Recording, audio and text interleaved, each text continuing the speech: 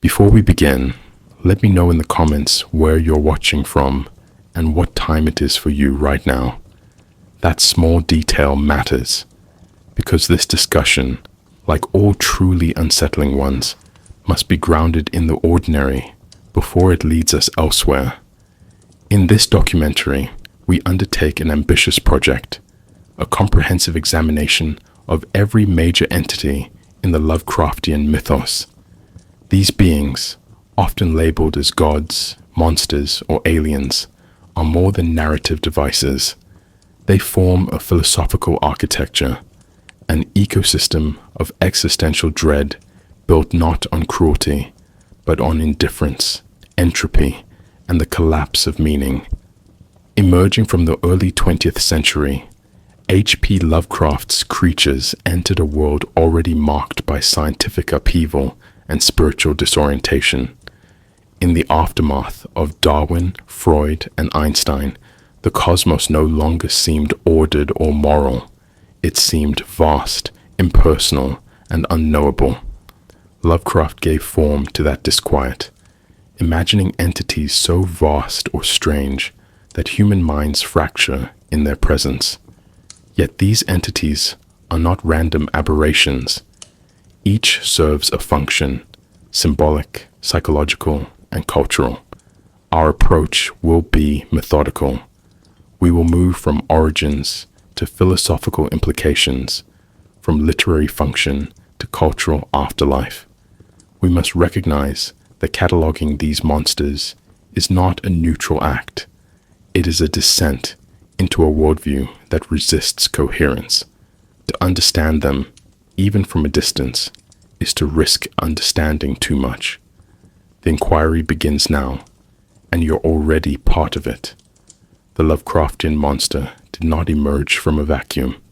It arose in a specific historical moment, one marked by philosophical disillusionment, scientific upheaval, and personal alienation.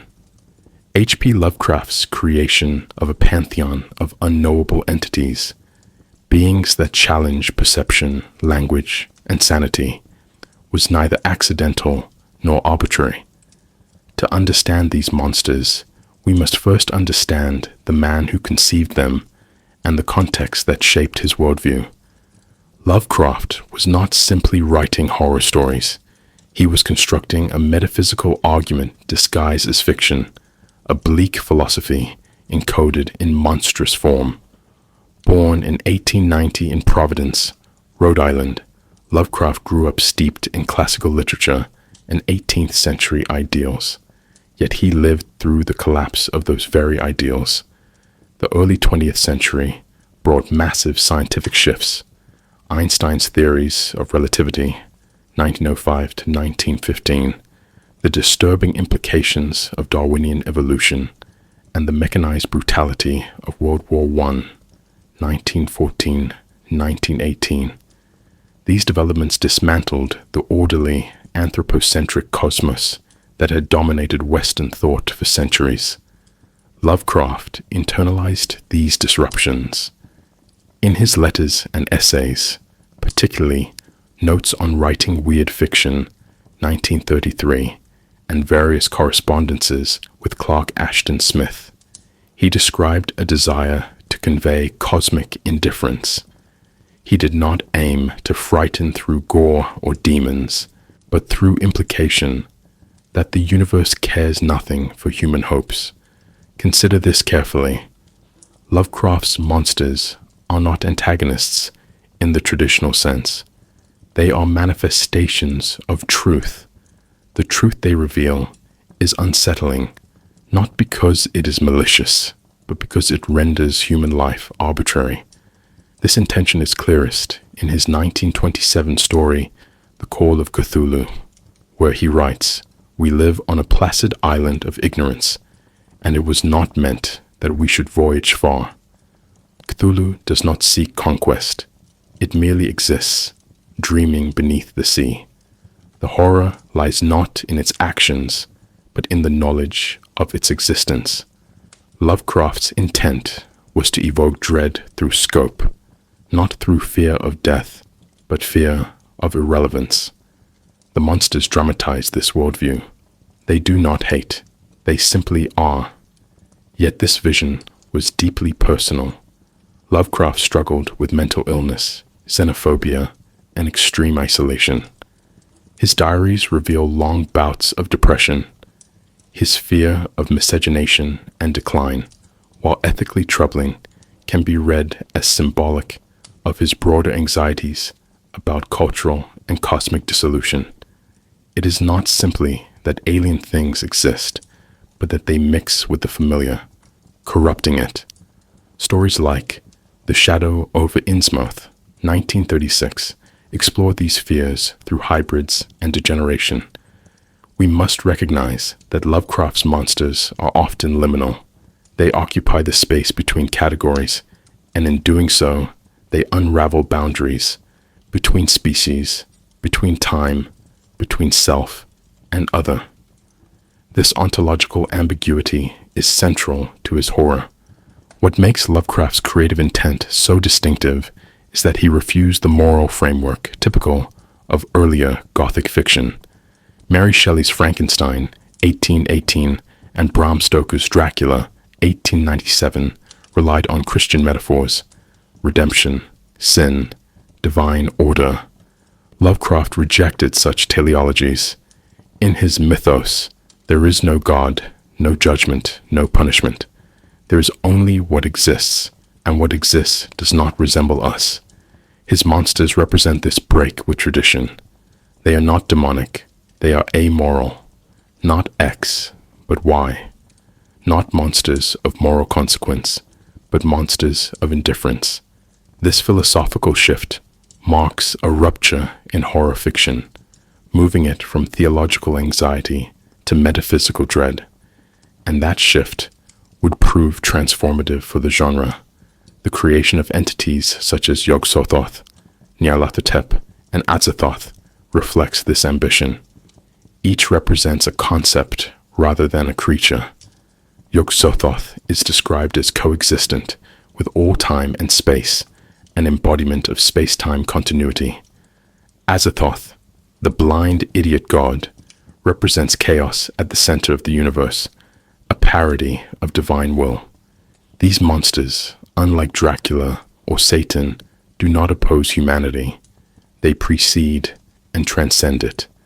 Lovecraft was crafting a mythic system in which every entity was a principle, a metaphysical placeholder for forces humans can describe but never fully comprehend. In this sense, he was closer to a philosophical poet than a pulp writer. We must pause here to acknowledge a contradiction. Lovecraft, for all his cosmic ambition, worked within the constraints of the pulp market. Much of his fiction appeared in Weird Tales, founded 1923, a magazine known for sensationalism. This tension between philosophical depth and commercial format shaped how the monsters were introduced. They often arrive obliquely, glimpsed in dreams, hinted through ancient texts, revealed via madness. Lovecraft himself admitted that direct descriptions were failures of technique. Instead, he cultivated what he called atmosphere. His monsters are more often experienced as symptoms than as characters. They infect the text, bleed through margins, and remain partially unseen. This strategy was not just aesthetic, it was ideological. It enforced the limits of human knowledge. Ultimately, the historical context and creator intent behind Lovecraft's monsters reveal a sustained intellectual project. These beings are vessels for ideas, entropy, insignificance, and cognitive frailty. They emerge from a world that had lost its theological certainty and replaced it with scientific awe and dread. The monsters stand not as enemies to be defeated, but as truths to be confronted, truths that deform those who see them clearly. Before Lovecraft's monsters had names, before Cthulhu dreamed, before Azathoth writhed, there were older fears fears rooted in ancient cosmologies, forgotten cults, and the philosophical despair of those who glimpsed, however briefly, the abyss beneath all explanations. Lovecraft may have coined the lexicon of cosmic horror, but the intellectual DNA of his mythos can be traced through centuries of myth, metaphysics, and esoteric thought. To map the cultural and philosophical antecedents of the Lovecraftian monster is to follow a trail of unease that predates modernity, stretching from Gnostic heresies to Schopenhauer's grim metaphysics. His creatures are not innovations, but inheritors. Ancient cultures frequently imagined gods that were not beneficent, but dangerous, gods that did not love, but devoured. In Mesopotamian mythology, primordial beings like Tiamat embodied chaos before the gods imposed order. The Greek chaos camp tradition, where order arises from dismembering the monstrous, such as Kronos or Typhon, reveals a recurring anxiety that reality is born from something more violent, more formless, more alien. Lovecraft inverts this pattern. His monsters are not defeated to birth order, they remain latent, suggesting that order itself is a thin veil. Consider the Gnostic demiurge, a false god presiding over a broken world, whose motifs echo in Nyarlathotep, the mocking soul and messenger of the outer gods. The resemblance is more than stylistic. It is philosophical. Both imply that what governs reality is not good, but utterly alien. The philosophical context of the 19th and early 20th centuries provided fertile ground for such cosmic pessimism. Thinkers like Arthur Schopenhauer, 1780-1860, and Friedrich Nietzsche, 1844 to 1900, rejected the notion of a rational, moral universe. Schopenhauer viewed existence as driven by blind, purposeless will, and Nietzsche declared God dead, leaving only the abyss. These ideas echoed in Lovecraft's depiction of a universe devoid of teleology. When Yog-Sothoth is said to be the key and the gate, we are not meant to interpret this as spiritual transcendence, but as epistemological annihilation. To open the gate is not to become enlightened, it is to see too much. We must recognize this inversion. What was once mystical revelation becomes mind-destroying knowledge. Modern science also played a role in shaping these themes. Lovecraft was writing in the wake of Darwin's On the Origin of Species, 1859, which displaced humanity from the center of creation. The implications were existential. If man was an evolved animal rather than a divine creation, then what else might lurk in the evolutionary tree or beneath it? Consider carefully. The mythos beings are not spiritual entities in the Christian sense. They are not fallen angels, but biologically and dimensionally alien. Vast intelligences, yes, but also breeding, feeding things. Evolution in Lovecraft becomes degradation, not progress. The deep ones and hybrid Whateleys suggest that crossing species or planes of existence results not in transcendence, but monstrosity. The monster, then, is evolution without design, life unmoored from meaning. Esoteric traditions also left their mark. Theosophy, with its elaborate cosmic hierarchies and ancient races, influenced not only Lovecraft, but the broader weird fiction community. Helena Blavatsky's The Secret Doctrine, 1888, proposed cycles of forgotten civilizations and occult knowledge, motifs mirrored in stories like The Nameless City, 1921, and At the Mountains of Madness, 1936. Yet Lovecraft's engagement was ironic. He borrowed their grandeur, but rejected their mysticism. Where theosophy promises spiritual ascent, Lovecraft offers psychic collapse. His monsters are not guides, They are endpoints. Theosophy presents secret truths as redemptive. Lovecraft turns them corrosive. It is not simply that Lovecraft read these sources, it is how he filtered them. He transformed traditions of esoteric wisdom into narratives of epistemic ruin.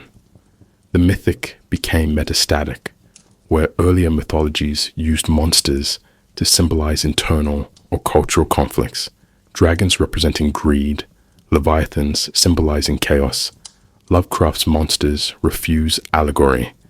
They do not symbolize, they destabilize, not representations, but ruptures. This shift marks a turning point. The monster becomes not an object of fear, but a revelation of structural meaninglessness. The cosmic horror is not that the monster might destroy the world, but that it reveals the world was never truly ours to begin with. We must pause here to confront a disturbing implication. If Lovecraft's monsters descend from both ancient myth and modern nihilism, then they also represent a continuity of dread, the same human terror transposed into new forms. The fear of the gods became the fear of the void. The fear of the unknown became the fear of the unknowable. And through it all, the same philosophical pattern emerges, the destabilization of human centrality. In this way, the mythos beings are heirs to Tiamat, to the demiurge, to the blind will of Schopenhauer. They are not inventions, but invocations. To understand the Lovecraftian monster, one must first confront its name, not the name as a handle or identifier, but as an event, a site of linguistic rupture. In Lovecraft's mythos, names are rarely stable, rarely pronounceable, and never safe. Words do not describe, they corrode. This is not incidental. Lovecraft understood that horror lies not only in the unseen, but in the unspoken, in what language fails to contain. The etymological and symbolic structures of his monsters are integral to their horror. They do not just defy the eye, they violate the tongue. Lovecraft's naming conventions were consciously anti-linguistic. Consider the phonotactics of Cthulhu, Nyarlathotep, or Azathoth, clusters of consonants, harsh gutturals, and alien syllables. These are not English words. They are verbal anomalies. In a letter to Duane Rommel, 1934, Lovecraft noted that Cthulhu was never meant to be pronounced accurately by the human vocal tract, suggesting something like Cthulhu. This wasn't mere stylistic flair. It was metaphysical design. These names function as semiotic disruptions. They signal the presence of entities that predate language, that sit outside the limits of referential structure. To speak them is to invite collapse. We must recognize the names are not labels, but infections. Symbolically, this language performs multiple operations. First, it emphasizes alterity, the irreducible otherness of the beings it refers to. Second, it destabilizes the reader's cognitive framework.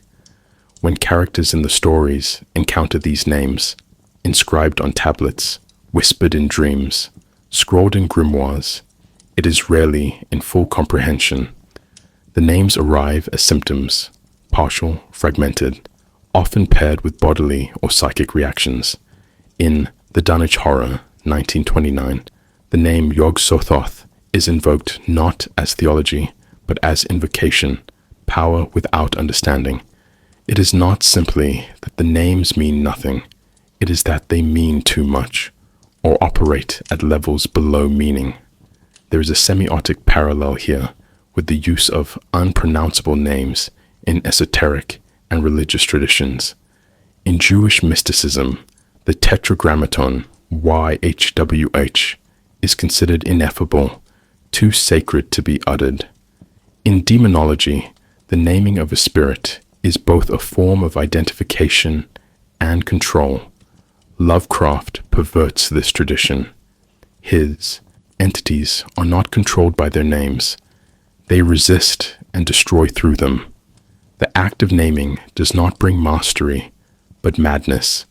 The traditional magic of the name is inverted, not power through knowing, but annihilation through exposure. This reveals something profound, that the most sacred and the most alien may converge in their resistance to being spoken. The visual and textual encoding of names plays a similar role. Glyphs, sigils, and alien scripts appear throughout the mythos. Inscriptions on monoliths in The Call of Cthulhu, symbols in the Dunwich Horror, and alien hieroglyphs in At the Mountains of Madness. These visual markers signal an older semiotic system, one where language no longer corresponds to objects but to forces, geometries, and dimensions. Often described as non-Euclidean, these scripts perform the same function as the names.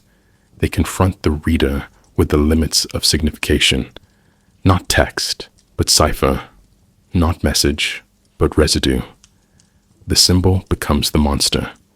We must pause here to consider the Necronomicon, the most infamous of Lovecraft's fictional texts.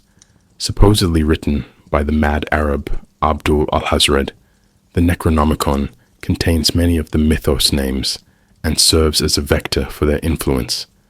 When Lovecraft describes its passages, he often avoids direct quotation. Instead, he reports reactions, seizures, madness, suicides. The text is dangerous, not because of what it tells, but because of what it activates. The language of the Necronomicon is toxic, not informative. The implication is clear. To read the name is to be read by it, not comprehension, but corruption. Rhetorically, Lovecraft layers these effects with triadic structures. Names are often repeated in triplicate. Funglui Mugwanaf, Cthulhu, Reliach, Ugahnago, Ftagan. This incantatory rhythm mimics liturgy while undermining it. It gives the illusion of ritual while emptying it of meaning. Unlike sacred chant, which promises elevation, these phrases summon only dissolution. What emerges is a new genre of speech, not prayer, not incantation, but ontological erosion. In this sense, the names of the monsters are not linguistic accidents, they are technologies of unmaking. Consider carefully. In Lovecraft, the monster's name is often its only appearance. The entities remain unseen or partially glimpsed, but their names circulate like viruses, contaminating dreams, summoning visions, deranging minds. The stories often end not with confrontation, but with pronunciation. The final horror is not in the flesh, but in the syllable. The monster lives in the word. If the Lovecraftian monster resists language and symbolic containment, then it paradoxically gains power through the very act of narration. Lovecraft's genius was not only in inventing monstrous figures, but in constructing a scaffolding of myth that mimicked the logic of ancient belief systems. His approach to narrative was architectural, layering texts within texts, scattering references across stories, and embedding fragments of a deeper, unverifiable cosmology. What emerges is not a coherent theology, but an authentic seeming incoherence, a deliberate fragmentation that cultivates the illusion of historical truth. We must recognize that Lovecraft's monsters are not just characters in fiction, they are artifacts within a fictional anthropology. The keystone of this myth building is textual recursion. Lovecraft's stories frequently reference other fictional works, most notably the Necronomicon, but also the Unosprechlichen Kulten, Kult de Ghoul, and the Book of Ibon. These texts never fully appear. They are cited, quoted, or alluded to, often in fractured or contradictory ways. The result is a sense of buried continuity, of a hidden canon too vast to be fully known. Like ancient scripture, the meaning of these books lies in their reverberation. Their presence in multiple stories suggests a shared world, but their evasiveness implies forbidden depths. This recursive fiction mimics the structure of real-world esoterica, an inner circle of understanding, sealed by danger, madness, or death. Importantly, Lovecraft situates these mythic texts within a material world. They are housed in libraries, studied by scholars, or uncovered by accident. The Necronomicon is said to exist in the collections of the British Museum, Harvard, Miskatonic University, and even the Bibliothèque Nationale de France. These real-world anchor points lend the mythos a form of documentary realism. In The Dunwich Horror, 1929, the protagonist consults the Necronomicon at Miskatonic's Orne Library, treating it not as a cult fantasy, but as a historical source. The monster is not just summoned through ritual, it is researched. The academic tone, the footnotes, and the institutional settings transform the story into a parody of scholarship, one so convincing that it invites readers to mistake fiction for folklore. This technique aligns with older traditions of myth transmission. Consider medieval grimoires that claimed ancient origins, like the Key of Solomon or Picatrix, texts that gathered power by pretending to precede history. Lovecraft repurposes this method. His ancient books are not just old, they are forgotten, denied, or censored. This narrative of suppression is key. It suggests a history rewritten to hide truths too dangerous to preserve. Such suppression is itself a mythic trope: the lost city, the hidden god, the erased prophecy. Lovecraft exploits this to deepen the authenticity of his monsters. If the monster cannot be fully known, then its mythology must appear damaged, like a recovered text with torn pages and unreliable translations. Or moreover, Lovecraft intentionally blurs the line between narrator and witness. Many of his stories adopt the form of personal testimony, journal entry, or posthumous account. This confessional style lends an immediacy that paradoxically enhances believability. The Call of Cthulhu, 1928. The narrator uncovers fragments of information across various documents and testimonies, piecing together a terrifying pattern. The story is not told as a revelation, but as a reconstruction, a mosaic of clues that implies something larger. It is not simply that the monster exists, but that it can only be glimpsed through evidence too fractured to unify. This evokes the investigative tone of archaeological discovery, where meaning is always partial and contested. We must pause to consider the emotional function of this fragmented myth. By offering pieces but never wholes, Lovecraft trains the reader in a kind of interpretive anxiety. One feels that there is a full cosmology, but it lies just out of reach. This is not an accident. It mimics the structure of real-world mysteries, UFO lore, secret societies, ancient astronauts. The pattern is always incomplete, and it is the incompleteness that makes it feel true. The monster hides in the margins of maps, of manuscripts, of memory. In this way, the myth becomes participatory. The reader is compelled to fill in the gaps, to construct their own version of the mythos, and in doing so, to implicate themselves in it. The persistence of these creatures in later cultural forms, from RPG bestiaries to academic essays, attests to the success of this method. Lovecraft's monsters are not explained in their original texts. They are hinted at, gestured toward, obscured by noise, but they live on precisely because of that absence. They function not like characters in fiction, but like ghosts in language.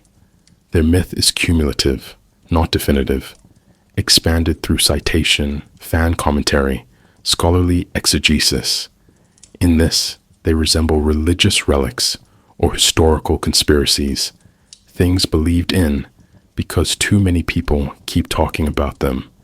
At the heart of Lovecraftian horror lies not a monster, but an idea that the universe is utterly indifferent to human existence. This concept, so deceptively simple, undermines centuries of religious, philosophical, and cultural assumptions that place humanity at the center of meaning. In Lovecraft's cosmos, the monstrous is not evil in a moral sense, but indifferent in a metaphysical one. This is a critical distinction. Evil implies agency and malice. Indifference implies scale. To Lovecraft, the horror is not that the universe hates us, but that it doesn't notice we exist. This foundational concept of insignificance threads through all other themes, forming a lattice of dread that stretches across his stories and across the very nature of narrative itself. This worldview emerged in a cultural moment defined by disillusionment. By the early 20th century, Darwin had displaced divine creation, Freud had destabilized the self, and Einstein had dissolved Newton's clockwork cosmos.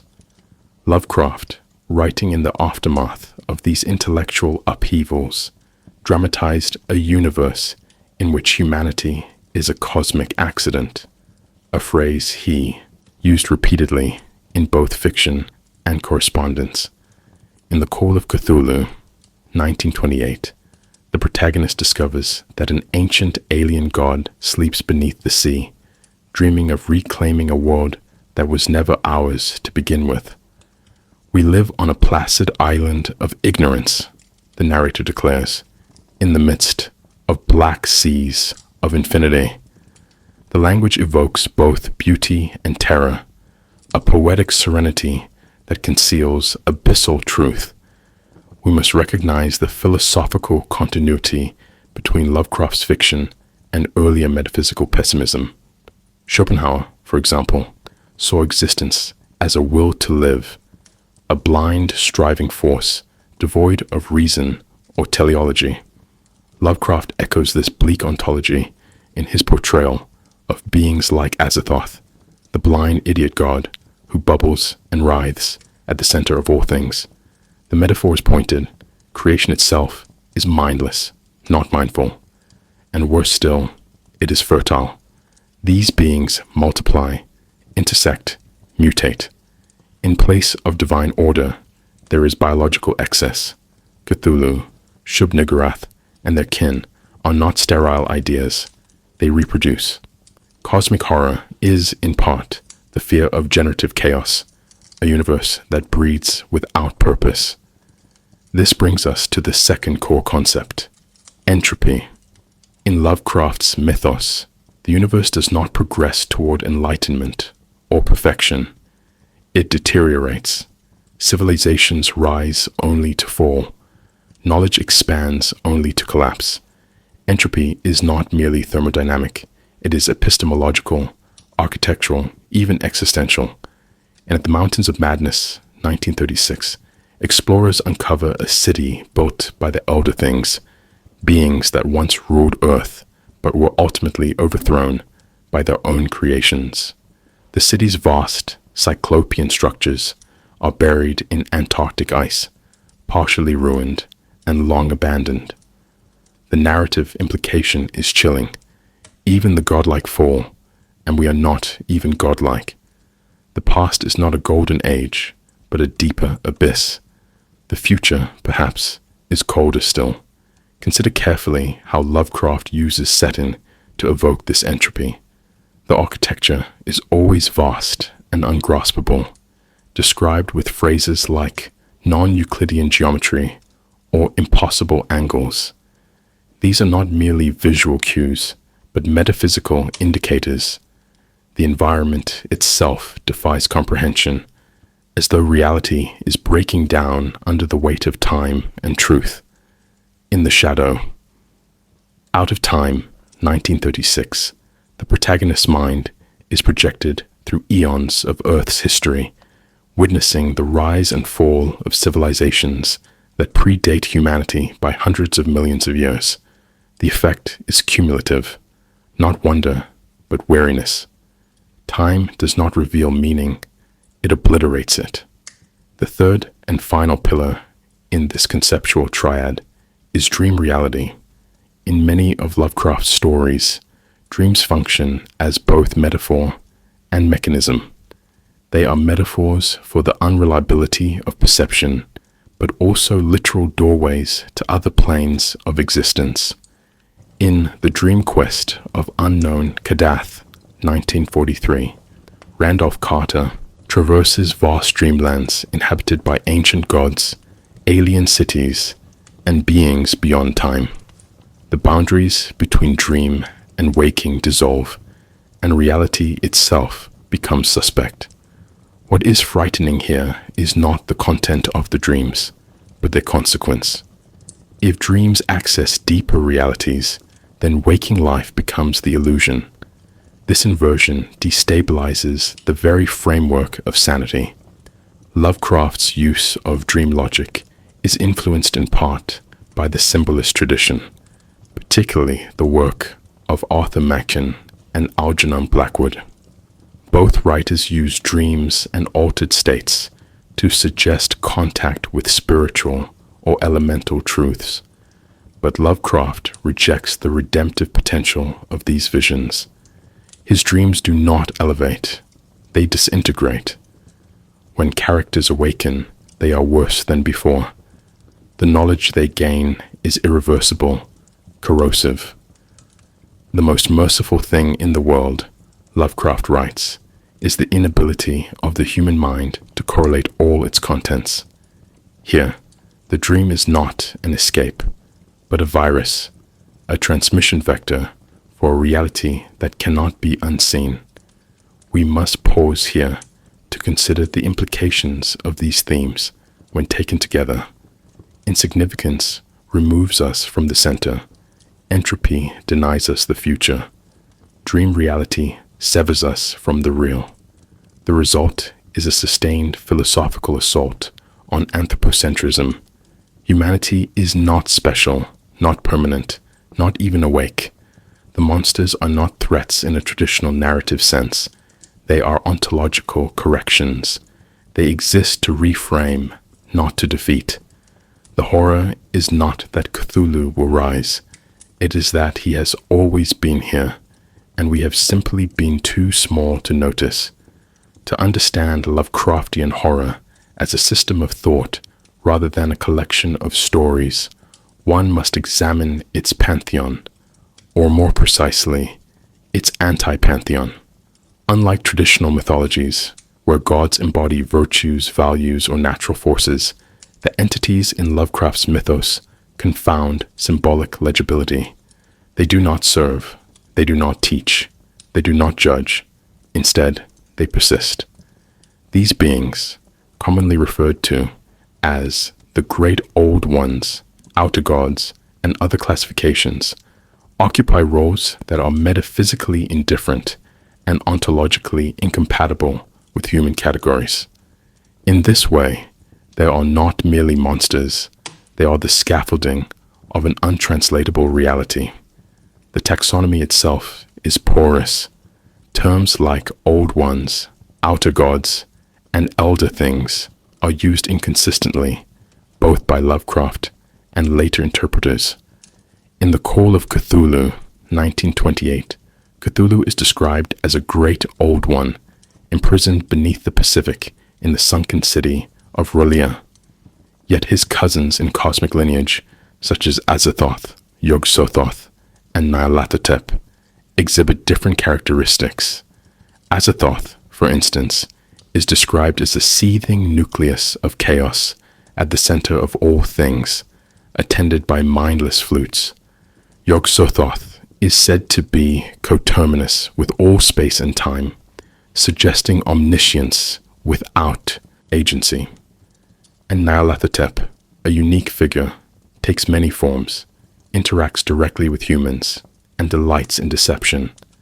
The inconsistency is not a flaw, but a feature. It denies systematization, and by doing so, reinforces the epistemic breakdown the mythos intends. These entities challenge even the most basic metaphysical binaries. Azathoth is blind yet central, suggesting that chaos, not reason, is the true heart of being. Yog-Sothoth is both outside and within, a paradox that dissolves spatial logic. Shub-Niggurath, the so-called black goat of the woods with 1,000 young, blurs lines between fertility and corruption, generation and decay. In each case, we encounter a force that resists containment. These figures are not evil in the traditional sense, because they lack intention, nor are they good. They are, as philosopher Eugene Thacker might put it, expressions of the world without us, a universe in which the human is irrelevant. We must recognize the role of scale in these depictions. Lovecraft's monsters are vast, not merely in size, but in conceptual weight. Their dimensions are often described as non-Euclidean, suggesting that they break the rules of geometry and perception. This is most vividly realized in the Dreamlands, an alternate reality explored in stories like The Dream Quest of Unknown Kadath, 1943. There, entities like the Night Gaunts, the Zoogs, and the Crawling Chaos manifest without warning or context, often operating outside linear causality. The Dreamlands function not as a fantasy realm, but as a metaphysical testing ground. What breaks in dreams hints at what may already be broken in waking life. Consider carefully how Lovecraft crafts proximity as a form of spiritual erosion. Humans rarely interact with these entities directly. More often, they encounter artifacts, dreams, or cults that orbit the being's existence. In The Dunwich Horror, 1929, the invisible spawn of Yog-Sothoth rampages across rural Massachusetts, its body intangible, its voice inhuman. The horror arises not from what is seen, but from the cognitive dissonance produced by partial revelation. Lovecraft's creatures generate what can be called ontological vertigo, a queasy awareness that reality is neither fixed nor knowable, and that we dwell precariously on its surface. Nyarlathotep warrants special attention. Unlike the other cosmic figures, he takes material form and speaks. Often appearing as a pharaoh or dark man, he walks among us with purpose. He manipulates, mimics, and mocks. In Nyarlathotep, 1920, he arrives as a mysterious prophet with strange instruments, mesmerizing crowds and driving them to madness. Scholars have debated his role extensively. Some argue he is a bridge between human and cosmic orders, a translator of sorts. Others see him as a trickster figure, echoing Hermes or Loki, but devoid of moral ambiguity. He is not ambiguous because he is not moral. His delight in disorder is not playful, but structural. These entities are not static. Their representations shift across stories, absorbing contradictions rather than resolving them. This fluidity mimics the logic of folklore, in which a being may be god, demon, and ancestor simultaneously. Lovecraft's creatures resist canonization. Their power lies in their mutability. Each retelling fractures the previous one, and from those fractures, new horrors emerge. It is not simply that we cannot know them, it is that they cannot be known in any fixed sense. Their horror lies in their refusal to become mythology. They remain alive. If the Lovecraftian cosmos resists comprehension, then human beings are its most tragic inhabitants. To encounter the alien forces that populate Lovecraft's fiction is not merely to confront danger, but to risk psychological obliteration. The pattern is consistent, exposure leads to obsession, obsession to revelation, and revelation to madness. This is not a descent into theatrical lunacy, but into a precise and philosophical form of disintegration. Madness in Lovecraft's world is not a failure of the mind. It is a reaction to incompatible knowledge. It arises when human cognition attempts to overlay anthropocentric logic onto a universe that fundamentally defies it. Thus, madness is not just thematic. It is structural, baked into the very architecture of his stories. The collapse of identity plays a central role in this dynamic. Consider the narrator of The Shadow over Innsmouth, 1936, who begins as a rational investigator and ends as a willing participant in the very horror he sought to understand. Upon learning of his hybrid ancestry and inevitable transformation, he does not resist. He embraces.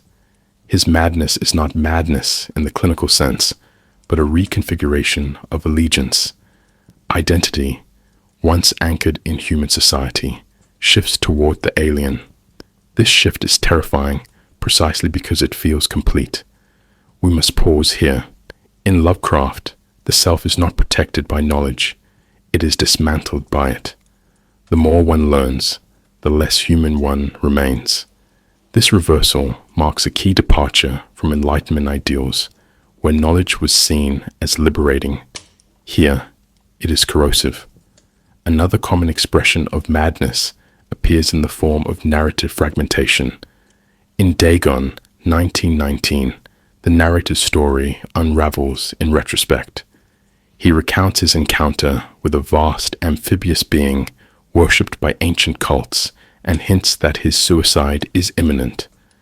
The story becomes a kind of confession, one that fails to exorcise the trauma. Fragmented narrative is a technique Lovecraft uses repeatedly to suggest epistemic failure. The narrator of The Call of Cthulhu does not tell a story in linear fashion. He assembles it from documents, dreams, and rumors. The narrative is dissented, discontinuous, and cumulative. This structure mimics the psychic disorientation his characters undergo. It also serves a deeper purpose, to implicate the reader in the same destabilization. Rhetorically, Lovecraft's narrators often plead with the audience to accept their accounts, despite their own disbelief.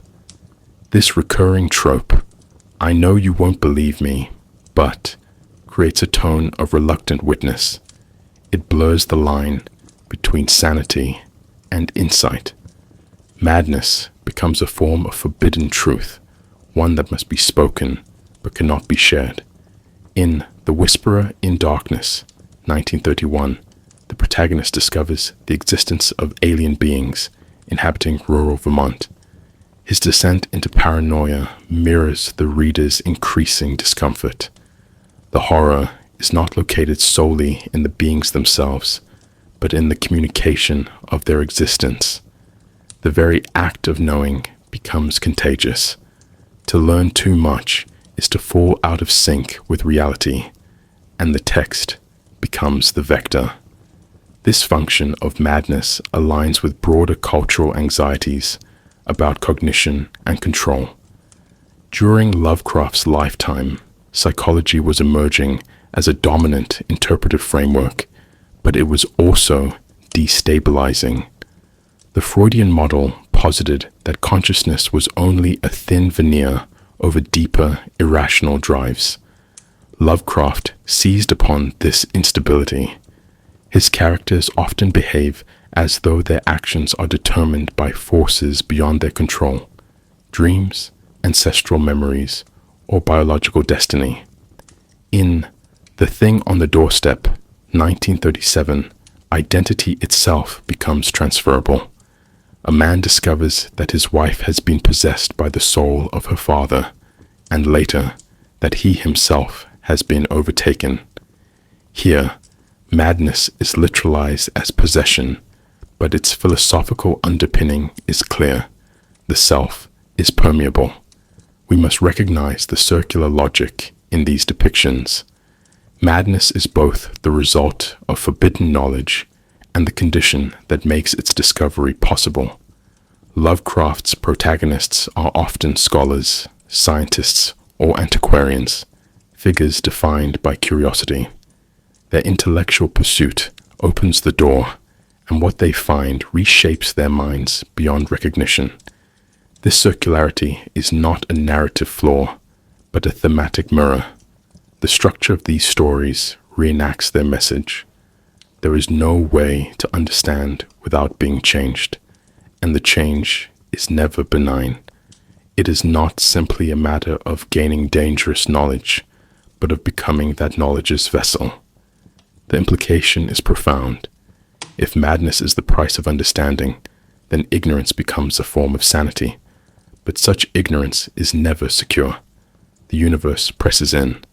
Books exist. Dreams bleed. The cult persists. In Lovecraft's world, the human mind is not a fortress, but a membrane, porous, fragile, already compromised.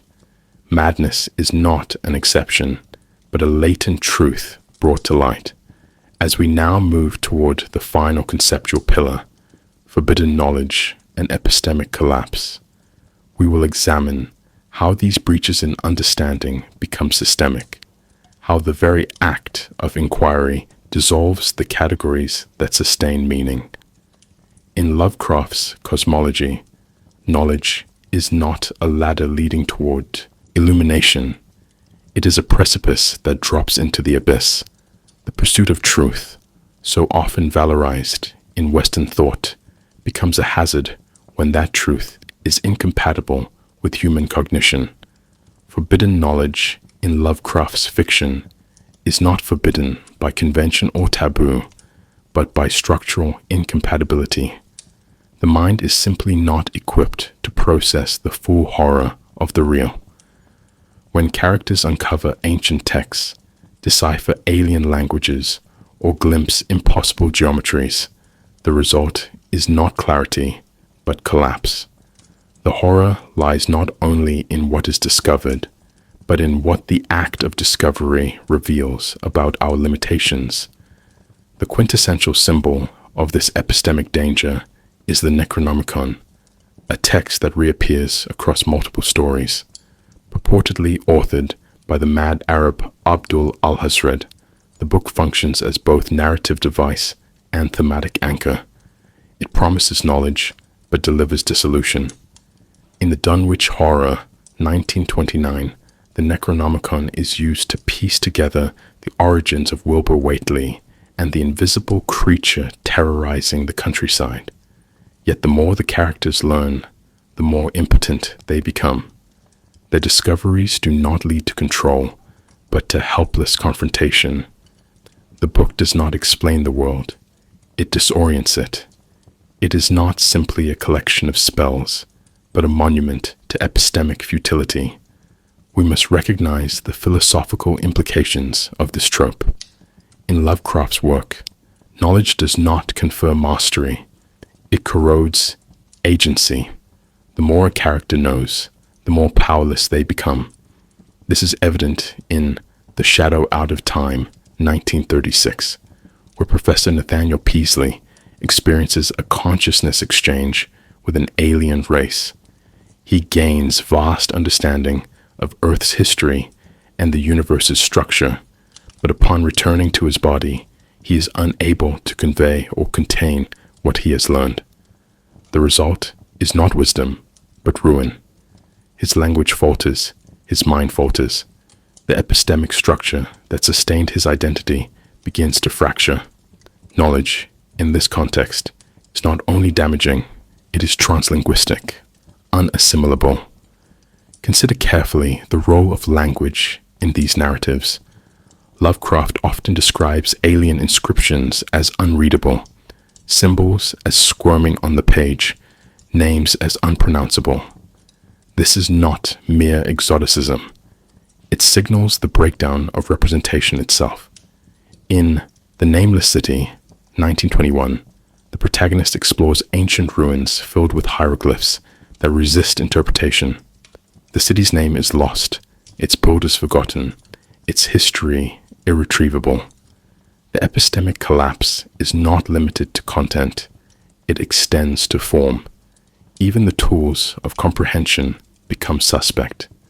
This deconstruction of language mirrors contemporary philosophical movements, particularly those emerging in early structuralism and the linguistic turn. The world becomes a text without a grammar. Another recurrent motif is the unreliability of perception. In From Beyond, 1934, a scientist develops a machine that stimulates the pineal gland, allowing humans to perceive overlapping dimensions of reality. The result is not enlightenment, but terror. Beings unseen under normal conditions are revealed to be sharing our space, indifferent and grotesque. The lesson is explicit. Perception is a filter, not a mirror. Reality is not hidden. It is overwhelming. The mind edits for survival. Remove the filter, and the mind unravels. This aligns with psychological theories of the time, which proposed that consciousness functions as a narrowing mechanism, not an all-encompassing one.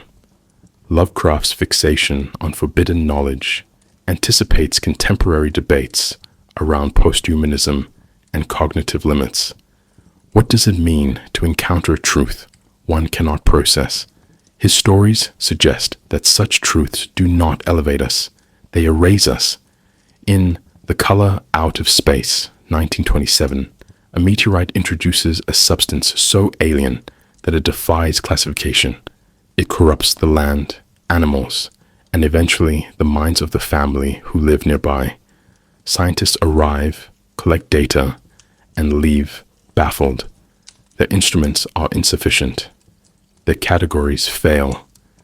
This is a profound epistemological statement.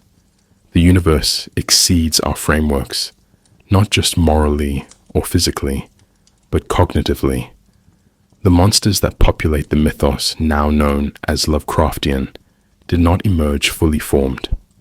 They evolved in fragments, scattered across early stories, footnotes, and marginal references. To trace their first appearances is not simply to locate when a creature was named, but to understand how these entities functioned within a web of growing intertextuality. Lovecraft's early fiction, particularly between 1917 and 1923, reveals the experimental roots of these beings. Rather than establishing a strict mythology from the outset, Lovecraft gradually allowed names, places, and ideas to bleed across texts, forming a lattice of suggestive cross-references rather than a codified theology. This reveals something profound. The mythos was never fixed. It was always fragmentary, always provisional. Take, for instance, Dagon, 1919, one of Lovecraft's earliest published stories. Though the titular creature is never explicitly defined as part of the Cthulhu mythos, a term only retroactively applied, the themes and imagery prefigure later developments. The aquatic, godlike being, its impossible size, the ancient idol, and the narrator's descent into suicidal despair all anticipate motifs that reappear in The Call of Cthulhu, 1928. More than a prototype, Dagon becomes a resonant figure, emerging again in later stories as both name and concept. The recurrence of such names across texts does not clarify their meaning. It amplifies their enigma. We see this most clearly in the names that begin to recur: Cthulhu, Yog-Sothoth, Nyarlathotep, Azathoth. These are not simply characters, but gravitational centers in Lovecraft's fictional universe. Each exerts a narrative pull, distorting the stories around them. Their roles are unstable. Cthulhu, first appearing in his titular tale, is described through fragmented accounts and dreams. He does not act so much as press in from beyond. The great old ones in this sense are not gods with agency, but concepts with mass, symbols for cosmic forces that recur without ever being resolved. Lovecraft himself acknowledged the connective tissue across his stories in letters to fellow writers. In a 1927 letter to Clark Ashton Smith, he noted, "All my tales are based on the fundamental premise that common human laws and interests and emotions have no validity or significance in the vast cosmos at large." This thematic anchor provided the justification for his growing mythos. Stories such as The Nameless City, 1921, The Hound, 1922, and The Festival, 1923, introduce minor elements, texts like the Necronomicon, places like Arkham, cultic behaviors that will recur and evolve. The mythos thus grows laterally, not hierarchically. No story is foundational. Each adds a shard. We must pause here and consider the mythic technique at work. Lovecraft does not offer exposition. He alludes. His monsters arrive in fragments, embedded in dreams, glyphs, rumors, and inherited manuscripts. This indirectness mirrors the nature of the entities themselves, unknowable, dispersed, resistant to singular form. It also mirrors the way myth develops in oral traditions. Like pre-modern cosmologies, Lovecraft's universe emerges through repetition and variation, not through linear narrative. This reveals a deeper literary lineage. His creatures behave like archetypes, but without the comfort of symbolic closure.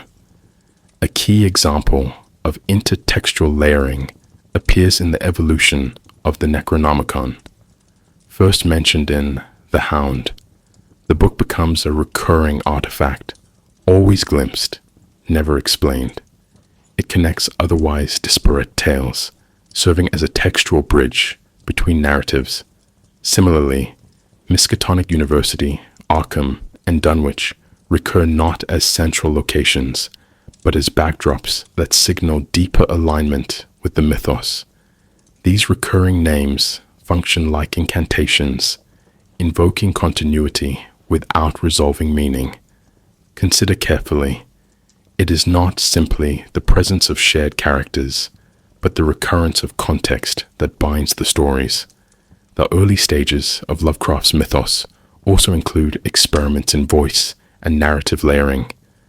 The statement of Randolph Carter, 1919, introduces a narrator who reappears in later stories, not as a protagonist, but as a witness.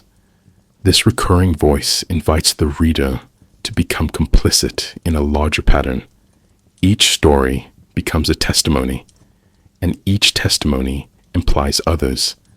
This recursive structure, where texts fold into one another, enacts the very horror they describe, an expanding pattern too vast to comprehend. Among the many creatures that populate the Lovecraftian canon, none occupies a more central or haunting position than Cthulhu. The 1928 story, The Call of Cthulhu, marks not only the creature's first appearance by name, but also the point at which Lovecraft's fragmented mythos crystallizes into something more deliberately interconnected. Cthulhu is not simply a monster, it is the mythos's gravitational axis. This story does not merely describe a being, but offers a narrative structure through which the central philosophical concerns of Lovecraft's universe, insignificance, non-linearity, epistemic breakdown, are all dramatized. The tale's layering of accounts, its use of documents within documents, and its deliberate withholding of resolution render it as much a meditation on knowing as a story about an ancient god. The narrative structure of The Call of Cthulhu is itself an embodiment of the horror it seeks to describe. It begins with the line, "The most merciful thing in the world is the inability of the human mind to correlate all its contents." This sentence prefigures the entire story's function, to reveal that when those contents are correlated, through dreams, cults, ancient relics, and suppressed archaeology, the result is not enlightenment, but terror. The narrator, Francis Wayland Thurston, assembles his account from disparate sources, the notes of his deceased great-uncle, Professor Angel, newspaper clippings, and a sculptor's disturbing dreams. This layering enacts Lovecraft's epistemology. There is no single window into the truth, only fragments, implications, and dread connections. Cthulhu itself remains mostly dormant throughout the tale. What we know is pieced together through second-hand reports, a bas-relief carved in a trance, the ravings of cultists in Louisiana, and the journal of a Norwegian sailor who witnessed the being rise briefly from the sea. The descriptions are deliberately elusive. A monster of vaguely anthropoid outline, but with an octopus-like head whose face was a mass of feelers, a scaly body, prodigious claws on hind and forefeet, and long narrow wings behind. The ambiguity is intentional. Cthulhu defies visual clarity. It is not a creature to be defeated, but a presence to be inferred. Crucially, Cthulhu's return is described as cyclical, tied to the stars being right. This introduces one of the mythos's most persistent motifs, cosmic indifference. The universe operates on vast, impersonal cycles in which humanity plays no significant role. The cult of Cthulhu, which has survived in obscure corners of the world, is not portrayed as irrational. Rather, it is terrifyingly logical within the frame of the mythos. These worshippers understand something that modern society denies, that the universe is not ours. This alignment of ancient religion and modern horror presents a chilling inversion. It is not that faith has eroded into superstition, but that science itself has merely uncovered deeper forms of worship. We must recognize the story's unique position in Lovecraft's body of work. The Call of Cthulhu is both a culmination and a threshold. It consolidates themes and entities introduced in earlier tales, mentioning the Necronomicon, referencing dream communication, and linking global cultic activity, and sets the tone for everything that follows. Later stories such as The Dunwich Horror, 1929, and The Shadow Out of Time, 1936, will echo its structure. Layering of sources, resistance to direct confrontation, and protagonists who piece together terrible truths only at the cost of their sanity. Philosophically, Cthulhu embodies entropy of meaning. It is not malevolent in the human sense. It simply is. Its presence induces madness, not because it violates natural laws, but because it reveals them to be irrelevant. Language breaks down in its wake. The cultists chant nonsensical syllables. Funglui mgulwinaf, Cthulhu rulier ugahnagl ftang. This language is not meant to be deciphered. It functions as a sonic rupture, signaling that comprehension is no longer possible. Consider carefully. Cthulhu's power lies not in its destruction of cities, but in its corrosion of categories. God, beast, dream, death, all merge in its shadow. Even its brief appearance in the Sailor's Journal reinforces this dissolution.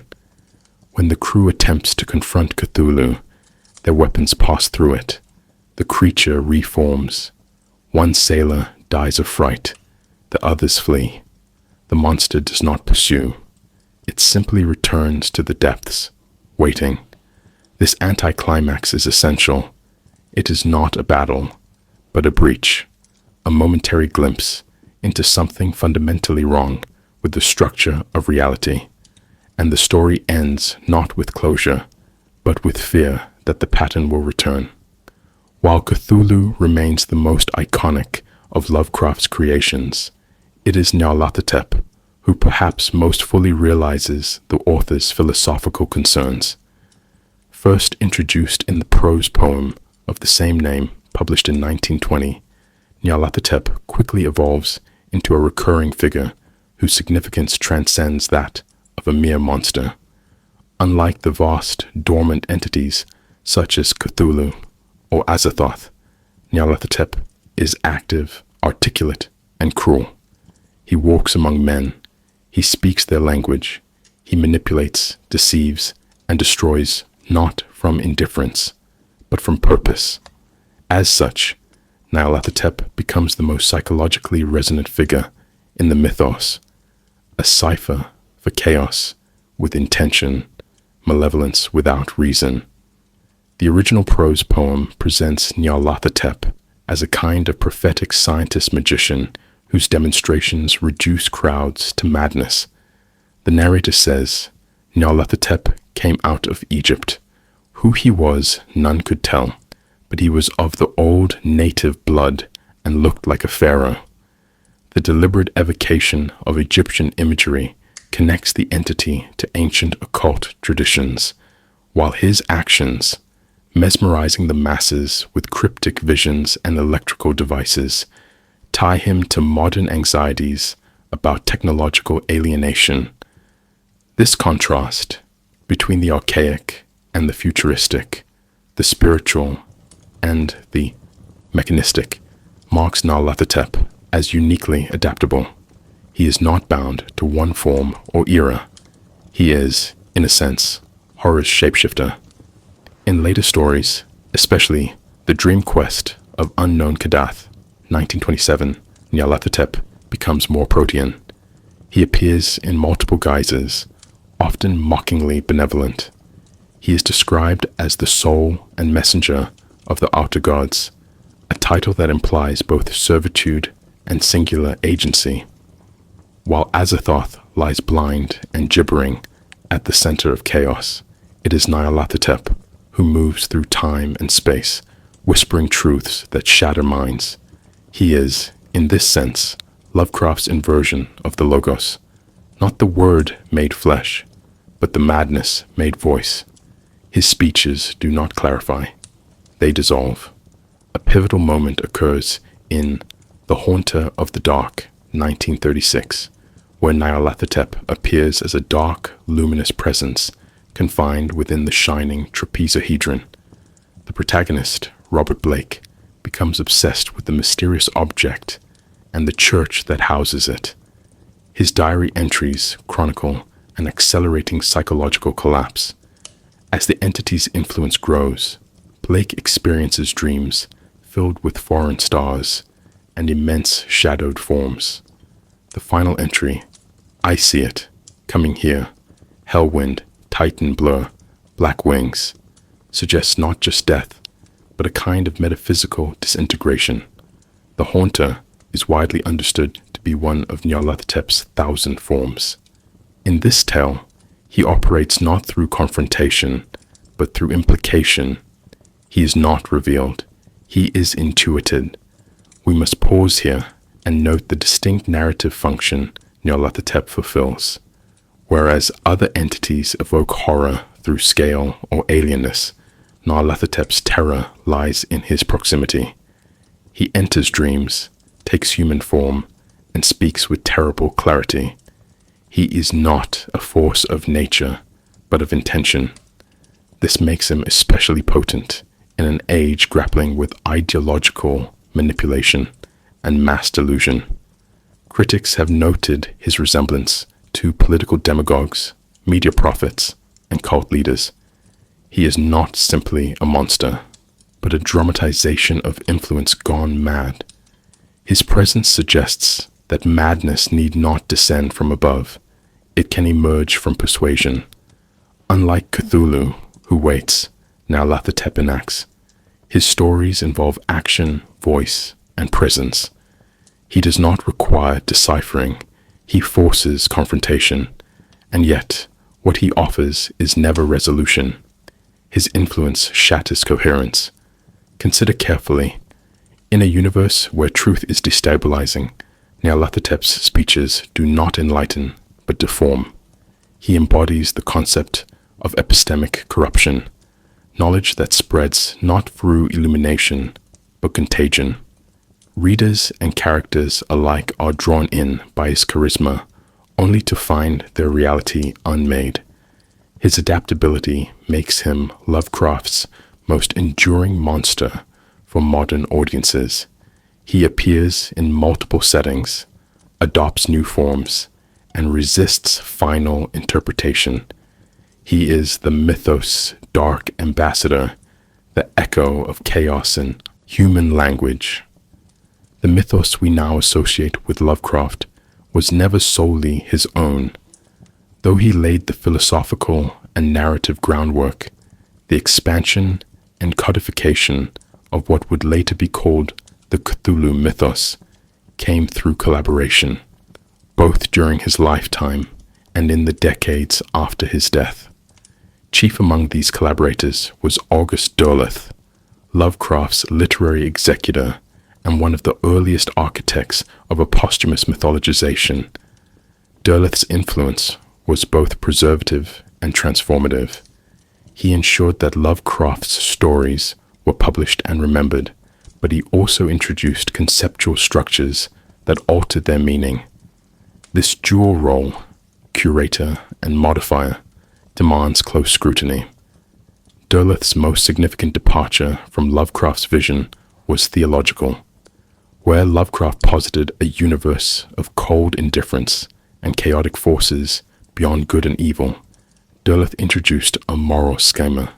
He recast the entities of the mythos into factions of elder gods and great old ones, forces of good and evil, respectively. In stories like The Lurker at the Threshold, 1945, which Derleth wrote based on fragments from Lovecraft, these distinctions become overt. Entities like Cthulhu are not merely alien, they are evil. Others, such as Nodens or Hypnos, are positioned as protectors. This shift reframes the mythos as a battleground, more akin to Christian cosmology than the existential horror Lovecraft imagined. We must recognize the philosophical implications of this realignment. Derleth's revisions provide narrative clarity and conflict, but at the cost of Lovecraft's central insight that the universe is neither moral nor meaningful in human terms. In providing comfort, heroes, counterforces, redemptive possibilities, Derleth inadvertently closed the epistemic rupture Lovecraft had opened. The horror becomes safer, more comprehensible.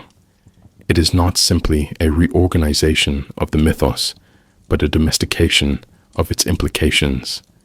Despite these alterations, Derleth's contributions were crucial to the mythos' survival. He founded Arkham House in 1939 to preserve and publish Lovecraft's work. Without his efforts, many of the stories would have remained scattered in pulp magazines, their influence limited. Derleth also encouraged other writers, Clark Ashton Smith, Robert Bloch, and later Ramsey Campbell and Brian Lumley, to expand the mythos. This openness created a kind of literary laboratory where Lovecraft's ideas could mutate and evolve. The result is a shared universe that remains fluid, resistant to canonization despite efforts to define it.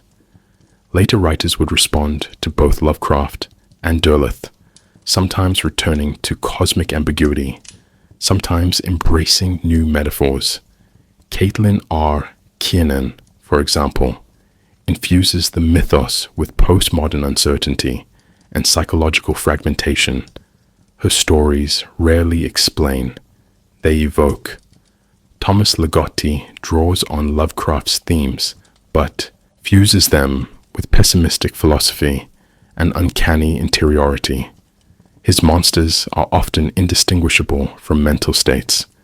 The mythos becomes less a geography of entities and more a topology of dread. In Ligotti's hands, the horror is not external. It is consciousness itself. In popular media, the mythos has fragmented further. Role-playing games like Call of Cthulhu, 1981, by Chaosium, formalized aspects of the mythos for gameplay, introducing statistics and taxonomies. This systematization runs counter to Lovecraft's elusive style, but has become part of the cultural legacy. Similarly, video games and films often lean into spectacle, tentacles, ruins, madness, but rarely preserve the deeper philosophical unease. And yet, the mythos persists. Each iteration, even the reductive ones, reanimates the corpus. Consider carefully. Collaboration is not dilution, but diffusion. The mythos was never static. Lovecraft himself borrowed names, motifs, and settings from contemporaries. What we now call Lovecraftian is less an authored system than a literary virus, one that replicates by insinuation. Derleth's framework, later writers' experiments, and popular reinterpretations all form layers. Some obscure the core, others illuminate it, but all testify to the mythos' adaptability. In the modern cultural afterlife of Lovecraft's mythos, few aspects are as persistently curious as the strange persistence of supposed real-world sightings, hoaxes, and urban legends linked to the beings he created. These claims, ranging from blurry photographs of ruins carved with alien glyphs to backwoods testimonies of monstrous rituals, reflect more than gullibility or mischief. They reveal a society increasingly willing to project its anxieties outward, to locate horror not just in fiction, but in experience. Lovecraft's creatures, supposedly fictional, now appear in forums, blurry videos, and whispered rumors. They are part of the cultural ether. One of the earliest known hoaxes tied directly to Lovecraftian lore occurred in the 1960s when a forged Necronomicon appeared in limited circulation. Marketed as an authentic grimoire translated from the original Arabic, the book featured arcane diagrams, bizarre rituals, and descriptions of Cthulhu and Yog-Sothoth. Though clearly an invention, it gained traction in occult circles. Copies were found among serious magical practitioners, leading to confusion over the book's origins. This is not simply a prank, but a case of fiction becoming operative mythology. The mythos had bled into lived belief. Consider the Shaver mystery of the 1940s, published in Amazing Stories magazine. Though not Lovecraftian per se, it presents a case study of how pulp-era fiction blurred into claimed revelation. Shaver's tales of Deros, detrimental robots, living beneath the earth in ancient cities, struck readers as disturbingly plausible. Lovecraft's tales, particularly The Nameless City or The Shadow Out of Time, trade in similar subterranean prehistoric anxieties. The overlap is not incidental. Lovecraft and his imitators set the stage for a genre of narrative that tempts belief even as it defies it. In the digital age, these patterns have intensified. The rise of online forums like 4chan's or X or Board and the SCP Foundation has created a participatory myth-building environment where Lovecraftian themes, entities beyond understanding, government cover-ups, reality anomalies, circulate as speculative folklore. Some users post encounter stories involving deep-sea expeditions or abandoned Arctic facilities, complete with photoshopped images and fabricated government documents. While obviously fictional to many, the structure mimics genuine conspiracy theory. The line between performance and belief blurs.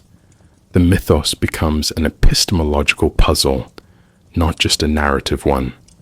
We must recognize that this tendency speaks to more than just fascination with horror. It reveals a deeper hunger for narratives that explain our alienation, for cosmologies that match the scale of our existential dread. In a secular world that often denies mystery, Lovecraft's pantheon reintroduces the terrifying unknown. The old ones are not merely monsters. They are metaphors that function like modern myths. They offer a way to narrativize the disquieting suspicion that the universe is not only uncaring, but actively indifferent to human meaning. Hoaxes and urban legends tied to the mythos also mirror our anxieties about control and knowledge. Stories of government agents silencing cults or recovering ancient artifacts reflect Cold War-era fears and persist into the surveillance age. The trapezohedron from the Haunter of the Dark becomes in online lore a real artifact hidden in the Vatican or lost during WWD. These are not just conspiracy stories. They are attempts to locate horror within historical trauma. The mythos provides symbols flexible enough to contain everything from atomic dread to ecological collapse. Importantly, Lovecraft himself encouraged a form of mythic ambiguity. He placed false citations, invented authors, and unreliable narrators throughout his work. This method, later termed pseudo-documentary realism, makes it especially easy for contemporary audiences to retroactively embed the mythos into other traditions. It is not that readers believe these stories are literally true, but that their form invites participation. Like campfire tales, they thrive on repetition, mutation, and doubt. The cinematic and interactive afterlives of Lovecraftian horror have not merely adapted his mythos, they have restructured it. From cult films to 8-hour-day video games to ambient music, the monstrous lexicon Lovecraft introduced has been absorbed, retranslated, and redistributed across visual and auditory mediums. Yet this translation is rarely literal. Instead, it is thematic, symbolic, and fragmentary. These adaptations do not retell Lovecraft's stories. They metabolize his worldview. The creatures are there, yes, but more importantly, the sense of epistemic disintegration, cosmic dread, and psychological erosion persists. John Carpenter's The Thing, 1982, is often cited as one of the pure cinematic expressions of Lovecraftian horror, despite being an adaptation of a different story entirely. The creature's unknowable biology, the paranoia it induces, and the Arctic isolation mirror the tone of At the Mountains of Madness. Carpenter's later work, In the Mouth of Madness, 1994, makes the connection explicit. A horror author's creations begin rewriting reality itself. Sam Neill's descent into madness becomes a proxy for the audience's collapse of narrative certainty.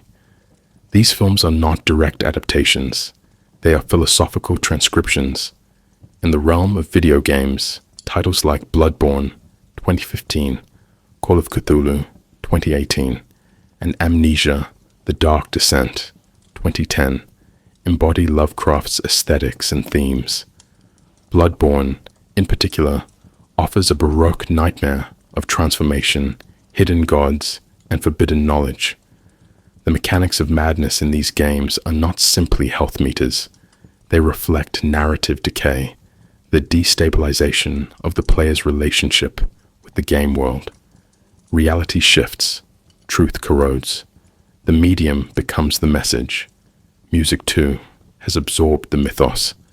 Dark ambient composers like Nox Arcana and Lusmord create soundscapes that mimic the emotional architecture of cosmic horror. These compositions often lack melody, favoring industrial drones, whispering voices, and spatial reverb. The goal is not to entertain, but to disturb, to evoke spatial and existential emptiness. We must recognize that these auditory experiences do not illustrate Lovecraft. They perform him. The music becomes a ritual of disorientation. A notable rhetorical question arises here. Why has Lovecraft's mythos proven so adaptable across media? The answer lies in the abstract, suggestive nature of his horror, because the monsters are barely described, because the truths are hinted at rather than shown. They provide a negative space for creators to project their own metaphors. The mythos is not a closed system, but an open grammar of anxiety, capable of translating into sound, color, geometry, and gameplay. It is not simply that Lovecraft's stories are frightening, it is that they offer a narrative mechanism for describing the indescribable: trauma, grief, insanity, systemic collapse. When Guillermo del Toro cites The Call of Cthulhu as an influence on The Shape of Water, 2017, he is not referring to plot or creature design. He is referring to mood, to atmosphere, to the idea that love, fear, and transformation can exist at the edge of language. Lovecraft provides not just creatures, but frameworks, gateways, cults, fragments of forbidden text that others can reconstruct to different ends.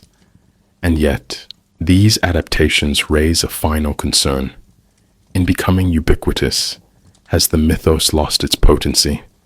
When Cthulhu appears on plush toys and coffee mugs, when madness becomes a game mechanic, has the horror faded into kitsch? Perhaps. But consider this carefully.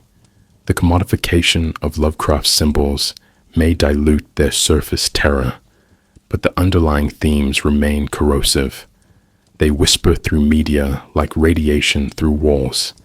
Beneath the aesthetic, the philosophical rot persists.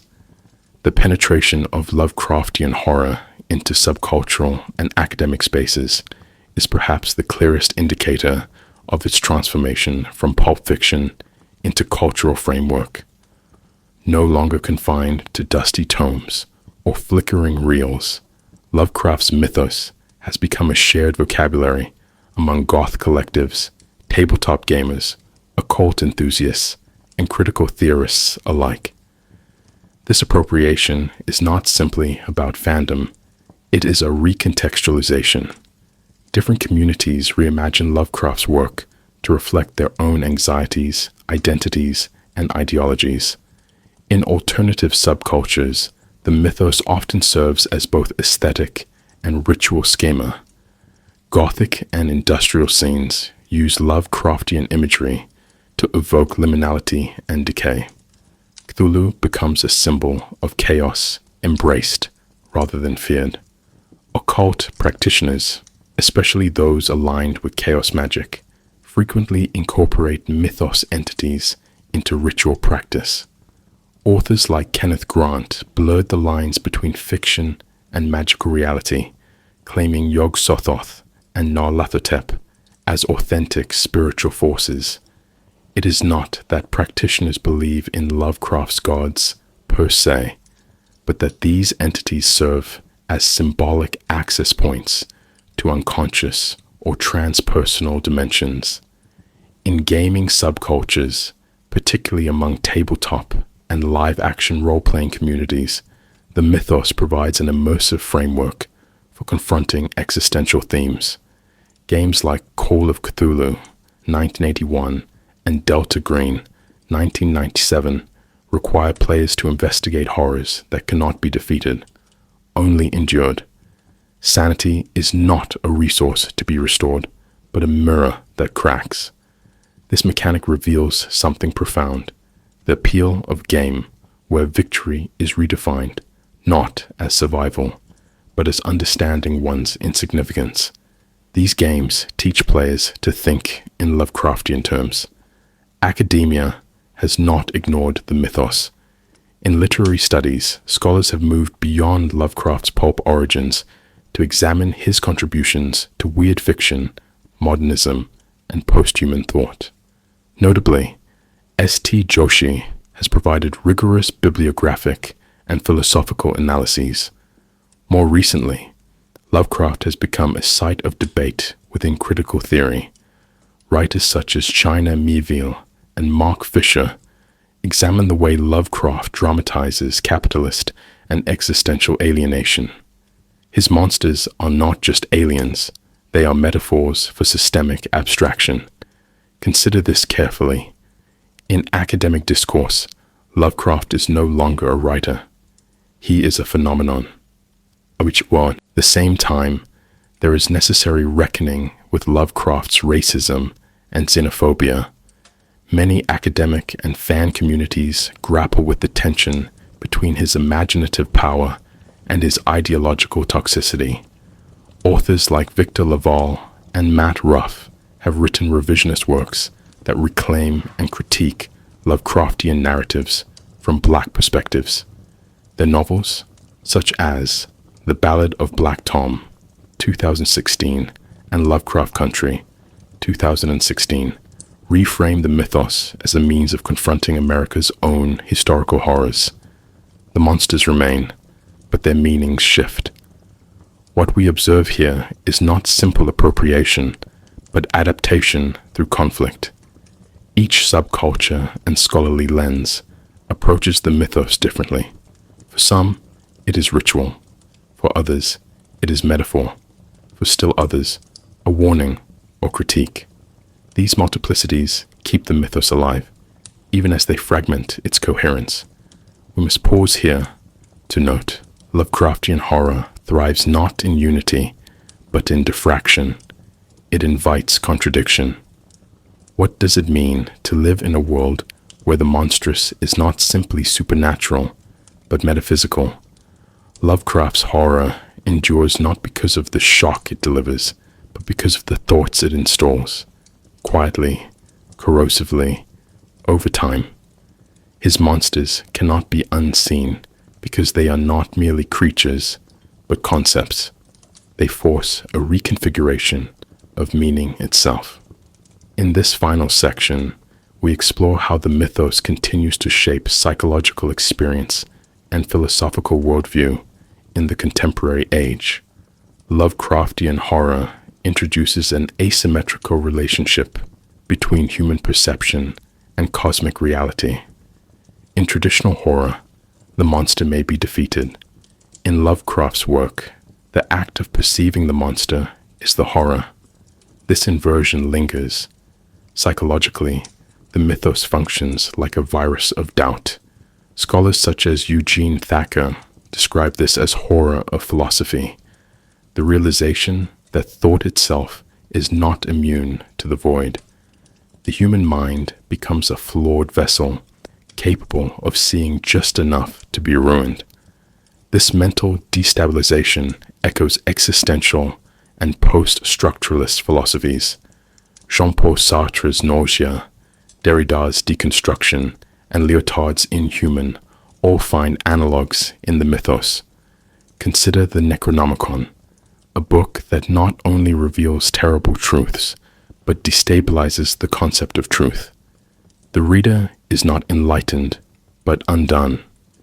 In a world dominated by conflicting information, manipulated media, and epistemic instability, the mythos feels prescient.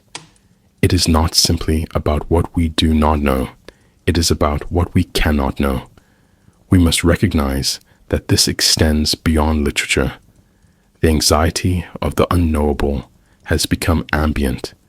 It manifests in ecological dread, climate collapse as cosmic horror. In AI paranoia, unknowable cognition, and in quantum physics, observer-dependent realities. These are not just scientific or political issues. They are philosophical confrontations with limits. Lovecraft's monsters, often associated with deep time, non-Euclidean space, or parallel dimensions, personify the inaccessibility of full comprehension. They are placeholders for cognitive failure. This raises a rhetorical question. Are Lovecraft's horrors metaphors, or are they models? That is, do they merely represent human fear, or do they simulate the way reality behaves when observed without narrative constraint? The answer may be both. The mythos offers no comfort, no resolution, no salvation. It is not a story. It is an asymptote. We approach meaning, but never reach it. We circle knowledge, but collapse into uncertainty. For many, this confrontation is not despairing, but strangely liberating. By stripping away the illusion of centrality, the mythos invites humility. It asks us to rethink humanism, to decenter the self. In a paradoxical sense, Lovecraft's monsters enact a philosophical generosity. They force us to imagine a cosmos that is not about us. This, too, is a kind of enlightenment, though one that burns rather than illuminates.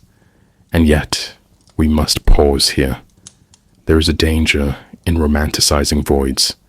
Some readers use the mythos to justify apathy or nihilism, embracing meaninglessness as liberation.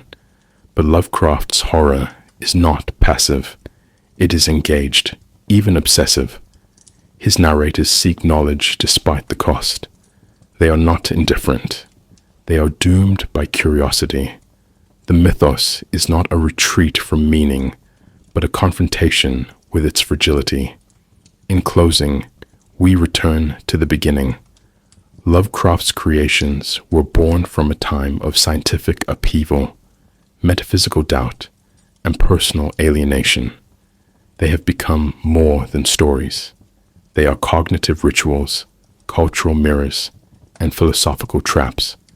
Whether one views them as fiction, metaphor, or prophecy, their impact remains. The horror is not that the monsters are real. The horror is that the questions they raise never go away.